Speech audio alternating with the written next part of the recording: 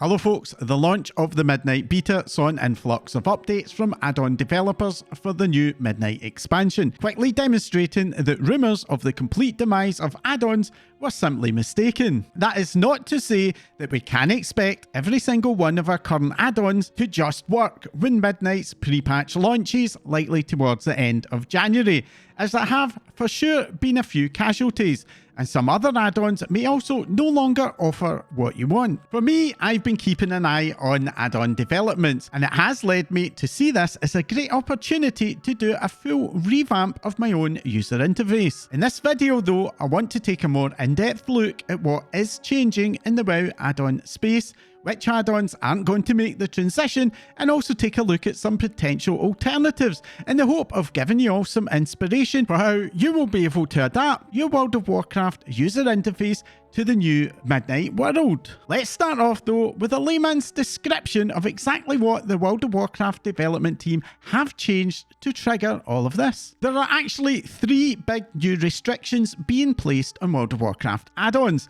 The first is the removal of real-time access to World of Warcraft's combat log. You're likely very familiar with logging via sites like Warcraft Logs, but this uses uploads of the game's offline combat log, which is written to disk, with a fairly significant delay. However, add-ons have also had access to the combat log in real time as it is being produced. This is the source of the information that Detail uses for its damage meters, but it's also used by a wide variety of other add-ons for sometimes much less obvious things. For example, Rear Scanner can use it to detect folks already fighting a rear, or even when that rear gets defeated. And that ability to see who NPCs are attacking and what they are doing to our characters is a key component in auto-assigner weak orders. This access has now been completely removed from all add-ons. The offline combat log will still be written to disk, so Warcraft Logs is not going to go away, but that particular version of the combat log is subject to such a severe delay that it makes it largely useless for add-ons to use. The second restriction is on add-on communication. Add-ons can currently use chat, including hidden chat channels, to communicate with other players' add-ons. This is used by boss mods and weak orders to coordinate assignments, but it's also used for a lot more benign purposes, including break timers or Rear Scanner's ability to share rare sightings. And some add-ons even use it as a roundabout way to detect when your add-on needs an update. This ability, thankfully, is not being completely removed. Instead, it will no longer be available in combat and Mythic Plus dungeons after the timer has started or during active PvP encounters. And the final restriction is some very severe limitations on the information that is being made available to add-ons, better known as secret values. Essentially, Blizzard have developed some brand new technology that can hide data from add-ons while still allowing them enough access to apply cosmetic alterations to many user interface elements. These restrictions are extremely broad. For example, orders, that's your buffs and debuffs, are now no longer readable in combat or instances. Nor will add-ons be able to access any NPC names, identifiers, or even our spell casts, and in some cases our cooldowns. This will severely restrict add-ons' ability to modify how things are displaced based on our current character's context. For example, color coding of NPC nameplates or adding highlights to tell you that it's now the right time to use your cooldown will no longer be possible. These limitations, though, are not a complete lockdown. For example, things like quest information, auction house data, or even your bag contents are largely unaffected. Now, of course, that's basically just theoretical. What is far more important is how these changes are going to affect things in practice. Probably the most predictable impact was to the add-on that was often the poster child for the anti-add-on crowd, and that was weak orders 2. So much so that almost as soon as the first Midnight Alpha had gone live, the developers of weak orders announced that they would not be able to support Midnight, and just a week or so ago they reaffirmed that stance. But that's not the only add-on that is closing up shop. Even before weak orders made their announcement, the author of Akili, the popular rotational helper add-on, had already announced that they would also be ending development. And in fact, for Akili, its last ever retail update has already gone live. Beyond that, the developer of GTFO WoW has also announced that they will not be supporting Midnight. However, on the other hand, after putting development on hold, the developers of ElvUI have recently announced that they are restarting development and will be supporting Midnight after all. Now, those are just the casualties that we know all about. I'm sure that will end up being more. Given the sometimes toxic responses that some of those add-on developers have gotten from certain parts of the community, I suspect that many more add-ons will just very quietly end due to not getting any updates from their authors for Midnight. And my own personal predictions in that front are that pretty much none of the rotational helper add-ons out there will be viable,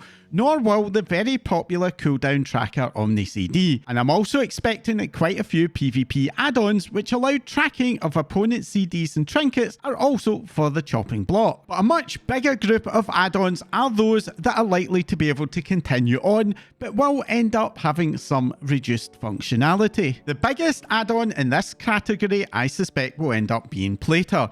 Despite a lot of people very confidently predicting its demise, the Plater developers have already issued an update to support Midnight.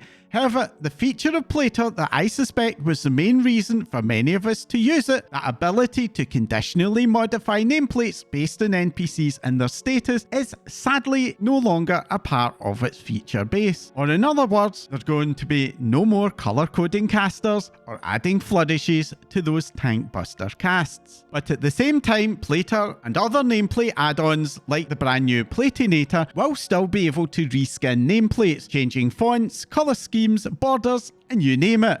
And tanks in particular will be very relieved to know that colour coding based on threat is still possible. Details is also very likely to survive, but is going to be limited to only displaying the same information that the new default built-in damage meter offers. That, as it happens, is going to have the side effect of making details a bit more accurate in some places, assuming that is that Blizzard addresses any issues that emerge on their side. And for boss mod add-ons like Bigwigs and DBM, the story is much the same. They are going to have access to whatever the new built-in boss timeline would show, and can, for example, transform that timeline into the traditional timer bars, but they will not be able to generate additional context-sensitive alerts or assignments, at least unless Blizzard decide to add those to their default version as well. That said, DBM and Bigwigs will still likely be able to add some extra value. For example, they'll be able to continue to manage countdowns and very likely also pre-pull assignments. Now, whenever Blizzard have talked publicly about what add-ons will be able to do, they have been very clear that they do want cosmetic customization to still be possible. And broadly speaking, that is the case, albeit it is not entirely complete. So let's take a look at what add-ons will actually be able to still do. The Cooldown Manager is a new built-in version of the popular class HUD weak orders. This tool had a very rocky start, but has improved massively since then. However, like I suspect a lot of other players, I'm not a massive fan of the default visuals and layout. Having my user interface festooned with multiple bars, for example, will just end up leading to visual overload. Thankfully, the Cooldown Manager is fully visually customizable, and we're now starting to see some brand new add-ons which do a great job on improving its look, be it resizing icons or even closing that annoying gap between the icons. Another major area of concern for players has been unit frames, that is, our health and target health bars. And this is another area where we're now starting to see a lot of new add-ons offering reskinning. So if you prefer class-based colours or just getting rid of the player portrait, it is all possible. Now, at the time of making this video, party and raid frame customization is currently quite a bit more limited, but also still not impossible, and Blizzard are promising improvements in this front, which is something that healers in particular do desperately need. What all of this adds up to is that if you're someone who finds the default user interface ugly, you don't need to worry. You will have countless options before the pre-patch even goes live. But at the same time, those options are not going to be able to add much, if any, additional information to the user interface. As someone who enjoys tinkering and experimentation, I have been playing about with a lot of the new add-on options, and to give you some inspiration, I thought I'd run through my current beta add-on lineup. ElvUI was originally known as Cooldown Manager, and it has expanded beyond its original role of improving the look and feel of the built-in cooldown manager to reskin unit frames, and more recently even the in-game mini-map and chat panel. This is still very much a work in progress, with even more updates to follow on, but as a long-term Elf UI user, I have found this to be a great and much more lightweight alternative. And I've been backing up the Elf UI with Leatrix Plus, mainly for its auto vendor and auto repair functions. For my bags, I've been playing about with Baginator. In the past, I have preferred the more basic grid layout of Elf UI's combined bags, but having made the jump to Baginator and investing in setting it up, I have to say it is growing on me quite a bit. For damage meters, I'm personally planning to make do with the new built-in version.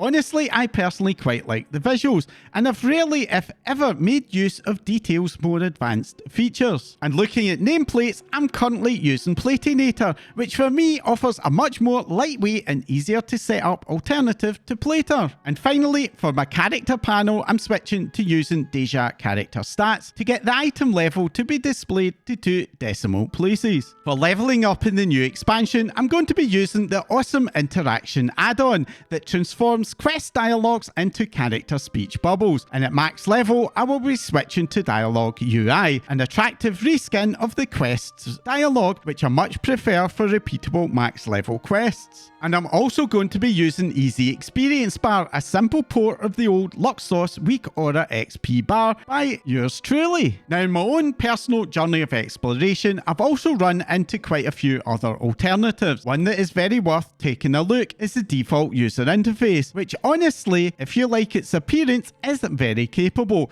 And in fact, I mainly use that on the test realms. But if it's not 100% to your taste, it is possible to make some more targeted adjustments to it. For example, if you prefer class-coloured health bars rather than that bright green, Better Blizz Frames offers a ton of customization to the default user interface. And before Nef UI emerged, I was seriously considering making use of this. Other honourable mentions include cooldown manager tweaks, a supercharged CBM customizer, along with Sensei's resource bar, which helps you to manage your primary and secondary resource bars. And finally, there are 3 other add-ons that I personally recommend for everyone. Plumber is an extensive set of user interface tweaks, bug fixes and helpful mini features, including a fix for that annoying auto loot bug, along with a host of other quality of life features. Simple Add-on Manager allows you to create and save different add-on profiles, meaning that you will be able to change which add-ons get enabled and disabled based on the content you're choosing to do. For example, I use this to switch between my leveling and max level user interfaces, and at the start of a new expansion's pre-patch, where you may be waiting some time for some add-ons to get their updates that will make them work, it can make remembering what add-ons you need to keep disabled so much easier. And my last recommendation is Bugsack and Bug Grabber. Malfunctioning add-ons can cause you a ton of issues, including severe FPS drops and even lag. So if you want to know when add-ons are misbehaving and throwing errors, but at the same time you find that the built-in error display pop-up is the last thing that you want to show up on your screen mid-boss fight, these 2 add-ons could be for you. Bugsack and Bug Grabber work alongside each other, recording any add-on errors and offering a convenient user interface where you can see what's misbehaving and figure out if you need to disable it or even just update an add-on when it goes wrong. Anyways, hopefully this has given you a much better idea of how your user interface and gameplay will be affected by the forthcoming add-on lockdown, and it's also given you some ideas on how you might be able to build a brand new user interface that fits your personal preferences in Midnight. I'd love to hear your thoughts about all of this. Are there any other cool user interface add-on alternatives out there that you think could be worth a look? Let me know down below. If you found this update helpful, entertaining, or even just plain annoying, then let me know by hitting that like icon. And if you want to support my channel to grow and help me to make more of these videos, along with my other content, then hit that subscribe button right now before you forget. If you don't want to miss out whenever I release a new video, then as well as subscribing, you can follow me in social media for updates. My links are in the description below as well. That's all for now. Thanks for watching.